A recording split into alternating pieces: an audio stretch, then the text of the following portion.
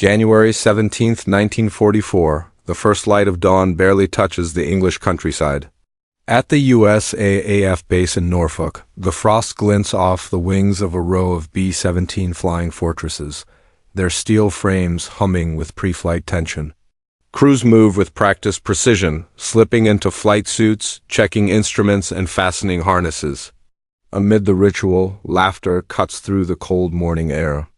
A young bombardier mimics the voice of a sergeant, earning a chuckle from the navigator, while a pilot pretends the bomber's radio is a jukebox, scrolling through imaginary songs. There is no bravado, just the fragile humor that keeps fear at bay. Outside the perimeter, the rumble of engines grows, echoing across the frost-covered airfield. Beyond the horizon, over the German heartland, flak and fighters await. Yet inside the steel confines of each bomber, the crew's banter continues, a quiet rebellion against the deadly odds stacked against them. This is the moment Germany would later recall in disbelief. American pilots, joking, smiling, moments before flying missions many believed impossible. And soon, they would be in the sky, chasing history itself. By early 1944, the Second World War had stretched across continents for nearly 5 years. In Europe, the Axis and Allied powers were locked in a battle that spanned land, sea, and sky. The United States had entered the war less than 3 years earlier. Yet the U.S. Army Air Forces were already growing into a formidable force, tasked with a mission that many believed nearly impossible: daylight precision bombing over Germany. The doctrine of strategic bombing, refined by air planners in Washington and London, was simple in theory but deadly in execution. The goal was to cripple German industry, destroy war production, and force the Nazi regime to divert resources from the front lines. Targets ranged from ball-bearing factories in Schweinfurt to oil refineries in Ploiesti and transportation hubs feeding the Wehrmacht. These missions were meant to weaken the enemy's war machine, but they came with staggering risks. Unlike night bombing, which offered concealment, daylight raids demanded accuracy and exposed crews to the full fury of German defenses. At every altitude, danger waited. The Luftwaffe had perfected the art of interception.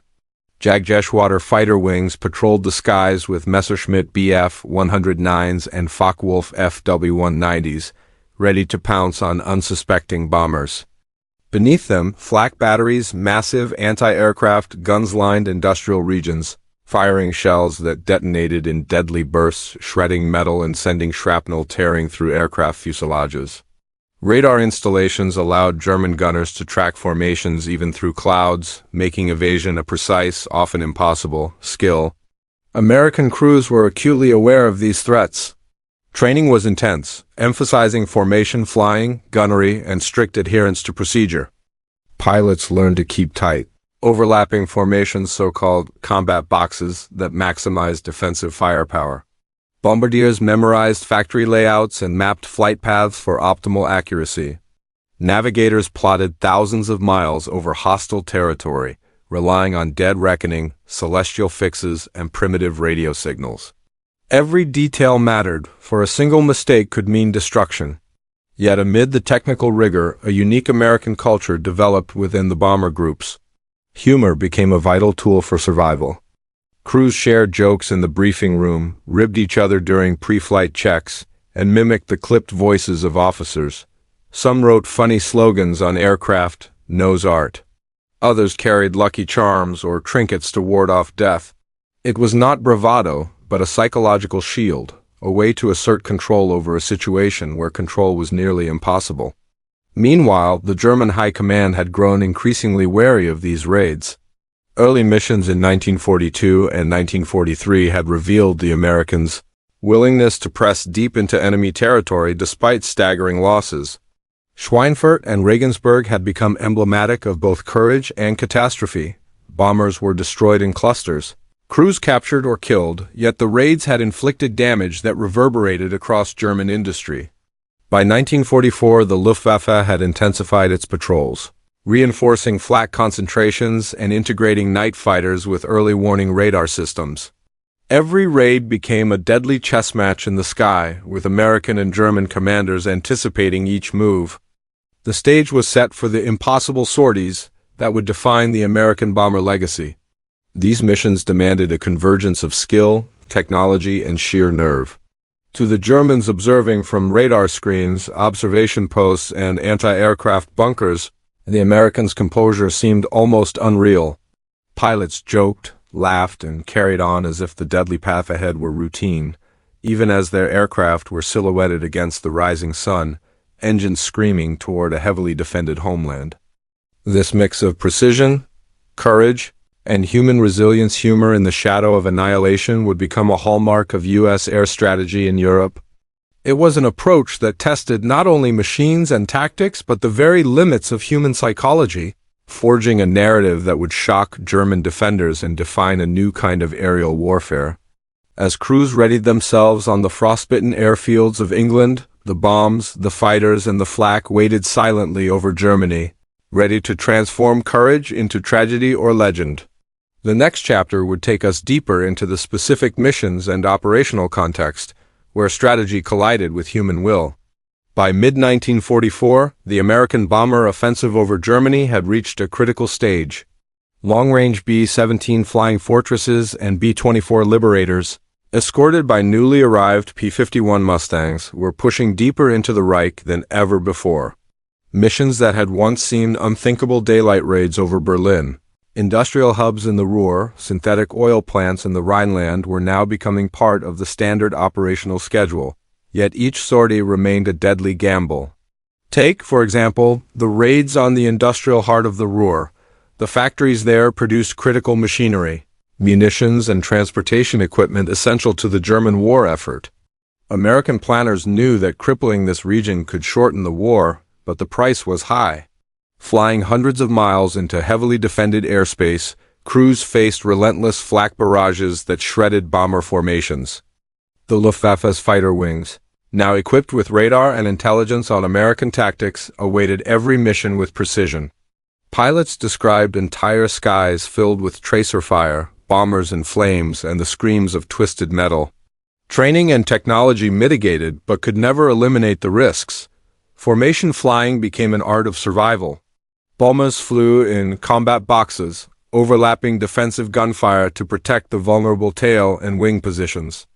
Escort fighters patrolled the edges, sweeping away German interceptors, but even the best pilots could be caught in a sudden burst of flak or a coordinated enemy attack.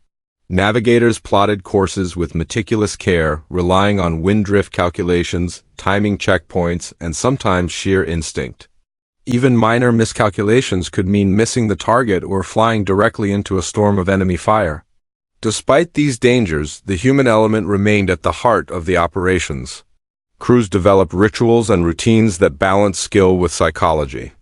Jokes were exchanged between checklists, and playful banter filled pre-flight briefings. Pilots and bombardiers alike knew that humor was not frivolous. It was survival. Laughter became a way to confront fear, to assert agency when control was otherwise impossible. Observers in the Luftwaffe would later note, often with disbelief, the casual composure of these men. They joked, smoked, and adjusted their gear moments before flying into the teeth of annihilation. The missions themselves demanded coordination on a scale rarely seen. Hundreds of bombers would lift off in waves, timing their departures to maintain formation integrity. Weather played a decisive role, with fog, clouds, or crosswinds altering flight paths and forcing crews to adapt in real time. Bombing accuracy depended not only on the skill of the bombardiers, but also on the strict timing of the formation, the synchronization with escorts, and the ability to maintain altitude despite anti-aircraft fire. Every element was interdependent. A single breakdown could ripple through the mission with catastrophic effect for the Germans. The American strategy was both audacious and baffling. Radar reports, intelligence intercepts, and eyewitness accounts described crews who seemed inside the narrow fuselage of a B-17. The human element was as crucial as the machine itself. Pilots, navigators, bombardiers, and gunners faced the stark reality that every mission could be their last. Yet, amid the mechanical complexity and the constant threat of death, humor persisted. One tail gunner might imitate the voice of a German pilot on the radio. Another might whisper a pun just before releasing bombs over the target. These fleeting moments of levity were not idle distraction. They were a shield against panic. a way to maintain cohesion and focus. Letters and memoirs from veterans recall how laughter allowed men to assert a sense of control. It built trust and intimacy within crews, binding them together in the frozen air at 30,000 feet. In this camaraderie, fear was acknowledged but refused dominance. The Germans, observing from radar posts and fighter cockpits, found this behavior incomprehensible. The apparent composure, even cheerfulness, moments before flying into near certain danger, was an affront to expectation and a psychological blow in itself. Humor became a silent weapon in the war of morale. Tactics determined survival. Bombers flew in tight, combat boxes, overlapping fields of machine gun fire designed to repel enemy fighters. Each aircraft had a precise position. Breaking formation could expose vulnerable areas and endanger others. Crews practiced these formations relentlessly, internalizing movement patterns that were both defensive and offensive. Escort fighters like the P-51 Mustang revolutionized tactical doctrine. Pilots learned to weave around the formations, intercepting Luftwaffe fighters before they reached the bombers. Timing was critical. Too early, and German interceptors could regroup. Too late, and bombers would be exposed. Coordinating hundreds of aircraft over enemy territory required flawless communication, meticulous planning, and trust in both human skill and mechanical reliability. German accounts frequently noted the discipline of these formations. Despite flak bursts tearing through the sky and fighters diving from above, American bombers held line. The rigidity of tactics, combined with the flexibility of experienced crews, created a deadly paradox. Highly vulnerable machines became a cohesive, almost untouchable unit in the hands of trained Americans. Technology shaped the battlefield. The B-17 Flying Fortress and B-24 Liberator were marvels of engineering, built to endure flak, sustain damage, and maintain formation integrity over long distances. Multiple machine gun positions, reinforced fuselages, and heavy bomb loads allowed them to strike strategic targets deep within Germany. Yet they were not invincible. Engines could fail, oxygen systems could freeze, and a single well-placed shell could ignite catastrophic fires. Navigation was equally critical. Crews relied on dead reckoning, celestial fixes, and primitive radio beacons to chart courses over hundreds of miles of hostile territory. Accurate bombing required precise altitude, speed, and timing, all while under fire. Bomb sites, such as the Norden, provided unprecedented precision for their time.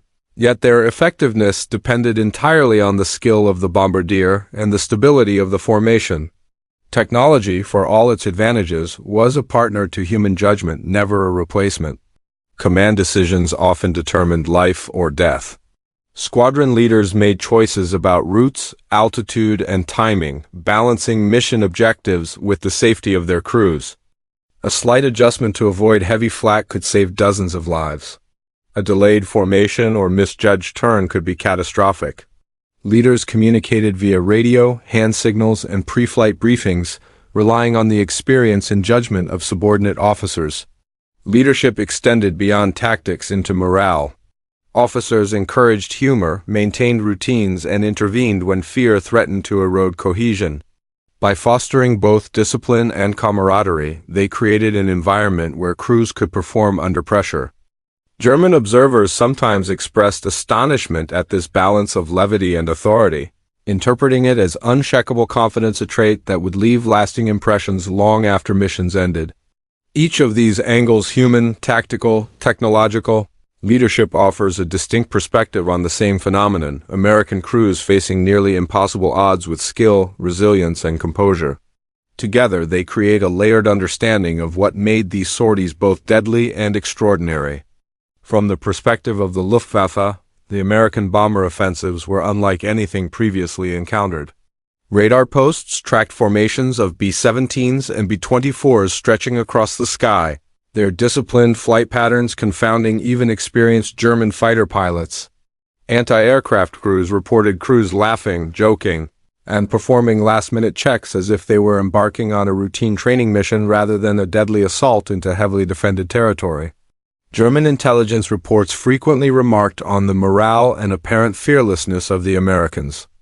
Pilots described flying against men who seemed untouched by terror, calmly manning positions while flak bursts tore through formations. Officers noted that this unusual composure made interception psychologically harder.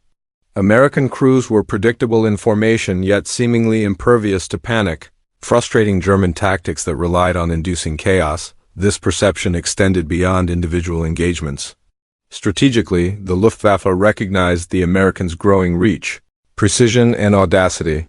Each successful sortie forced redeployment of fighters, increased flak coverage, and higher resource expenditure.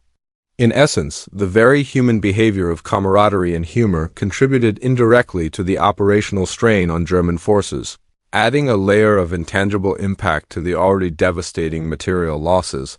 The most compelling aspect of these missions was the psychological resilience of the crews. Facing near-certain death, airmen developed mental frameworks to survive not only physically, but emotionally. Humor became a tool of resistance against fear. Banter in the cockpit, pranks between gunners, and lighthearted storytelling all served to reinforce a sense of normalcy in an environment defined by extreme abnormality. This composure was not mere bravado.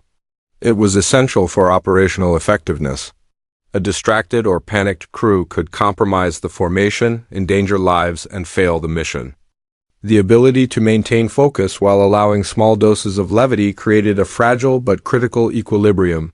Psychologists later noted that such behavior exemplified adaptive coping mechanisms under extreme stress, demonstrating that human resilience could manifest in both skillful execution and social cohesion. Morally, this juxtaposition of humor and danger offered a stark lesson about the nature of warfare. The Americans' laughter was a reminder that courage is not the absence. As the B-17 formations peeled away from Schweinfurt, the sky remained a battlefield. Smoke trails from burning aircraft painted the air with streaks of orange and black. Flames licked fuselages, wings twisted under flak damage, and gunners fired at pursuing fighters even as their own aircraft shuddered from impact. Every second was a fight for survival. Lieutenant Robert Morgan, piloting one of the lead bombers, recounted in his log the surreal combination of terror and routine. The crew continued calling out headings, checking instruments, and exchanging lighthearted quips, even as the sky erupted with tracer fire. "We laughed at our own nervousness," he wrote later, "because if we didn't, the sky would have swallowed us whole." Across the formation, similar scenes unfolded, men joking quietly, sharing small comforts, performing every task with precision as engines roared and the ground below rumbled with flak explosions. German fighters attacked in waves, diving from above, their FW-190s weaving between bombers in calculated maneuvers. Some bombers were hit immediately, spiraling into flames. Others were forced out of formation, becoming easy prey. Yet the disciplined boxes held as long as possible, gunners providing overlapping fields of fire that forced attackers to break off or risk destruction. Each bomber's survival depended not just on the aircraft's design but on the cohesion and courage of its crew. Midway across Germany, one B-17 lost an engine, the propeller shredded by flak. The pilot adjusted, feathering the damaged propeller, keeping the aircraft steady and signaling for escort support. Another bomber suffered heavy fuselage damage, but the crew continued manning guns, firing at fighters while documenting the raid with cameras for post-mission analysis. The combination of technology, training, and morale allowed many aircraft to continue flying long enough to reach safety. At 11:30, after crossing the dense flak belts of southern Germany, the survivors turned west, heading toward the North Sea. For those who had been in the thick of the attack, relief was immediate but muted. Eyes strained from anti-aircraft bursts, hands blistered from gun triggers, lungs gasping from the high-altitude cold. Yet even in exhaustion, laughter occasionally broke the silence, a whispered joke, a shared look, a brief celebration of survival. These moments, seemingly trivial, underscored the unyielding human spirit that had allowed them to endure. The mission's toll was staggering. Of 90 bombers dispatched, nearly 40 were destroyed, and many more sustained heavy damage. Casualty reports listed hundreds killed, wounded, or captured. Yet the strategic impact was undeniable. Critical ball-bearing factories were disrupted, production delayed, and German defenses forced to stretch thinner to guard against future raids. The Americans' ability to maintain composure in such deadly circumstances left a lasting psychological imprint on German observers, reinforcing the perception that their enemy possessed an almost unnatural resilience. After landing at RAF bases in England, crews documented the damage and debriefed. German reconnaissance confirmed what planners had hoped. Industrial output slowed, transportation lines disrupted, and Luftwaffe units drawn into a constant state of readiness. Pilots wrote letters home describing the tension, the destruction, and the unexpected camaraderie that had made the mission bearable. They reflected on jokes shared, pranks played, and whispered reassurances exchanged, small human acts that contrasted starkly with the violence around them.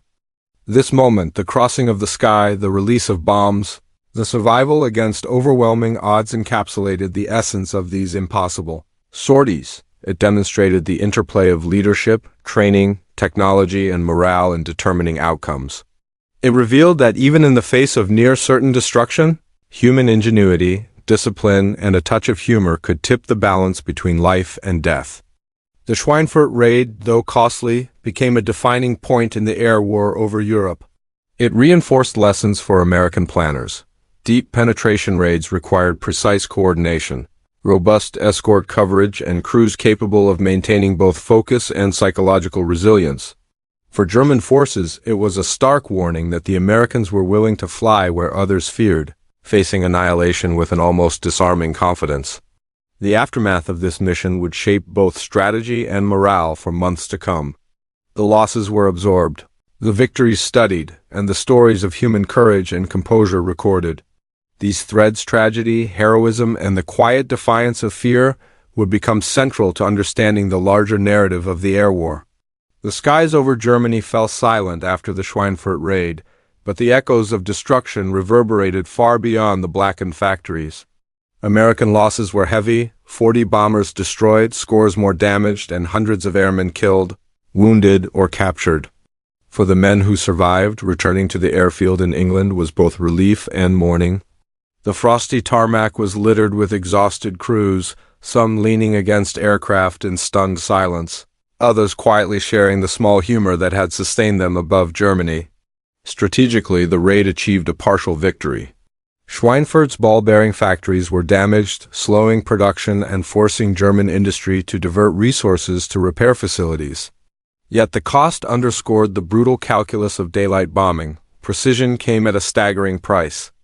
Mission planners noted the need for improved fighter escort, better coordination, and tactical adjustments to reduce vulnerability in future operations. These lessons would inform subsequent raids, including the integration of long-range P-51 Mustangs that could accompany bombers deep into German territory.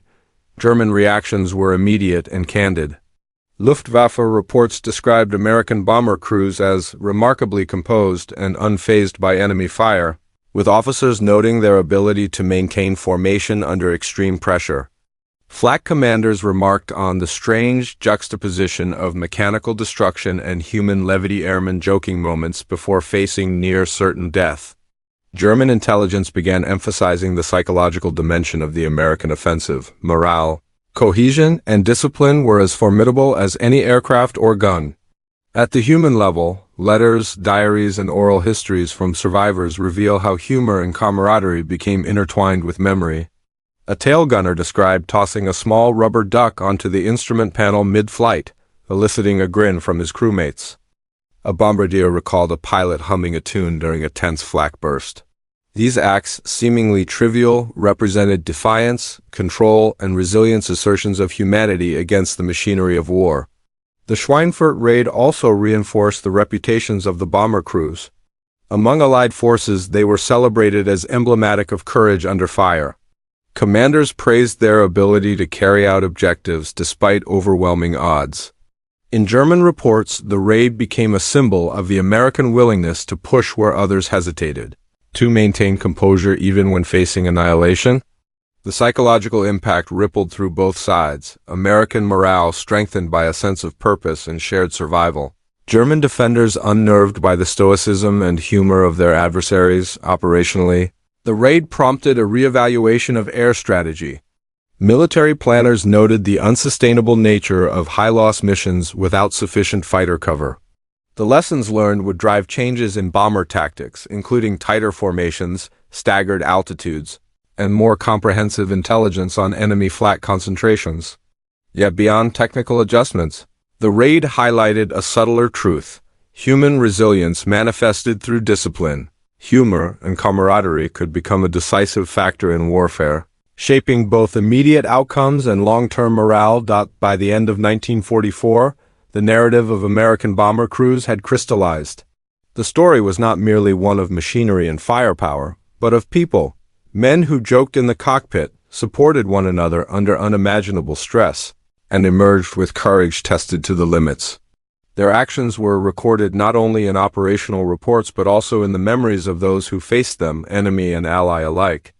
These human moments, the laughter, the small gestures, the quiet defiance would resonate far beyond the missions themselves, influencing both the air war and the broader understanding of courage in modern conflict. The stage was now set for a broader analysis of consequences, how the Americans' daring raids reshaped the air war over Europe, the German response, and the enduring human and strategic effects that would define the final year. In the months following Schweinfurt, the air war over Europe entered a new phase. The Americans absorbed heavy losses yet pressed onward, adapting strategy, technology, and tactics to reduce risk and improve effectiveness. Long-range fighter escorts, particularly the P-51 Mustangs, extended protection deep into German territory, allowing bomber formations to maintain cohesion while repelling Luftwaffe attacks. The integration of intelligence, meteorology, and careful route planning minimized unnecessary exposure, but the fundamental danger of daylight raids remained ever present. German forces, meanwhile, faced a relentless dilemma.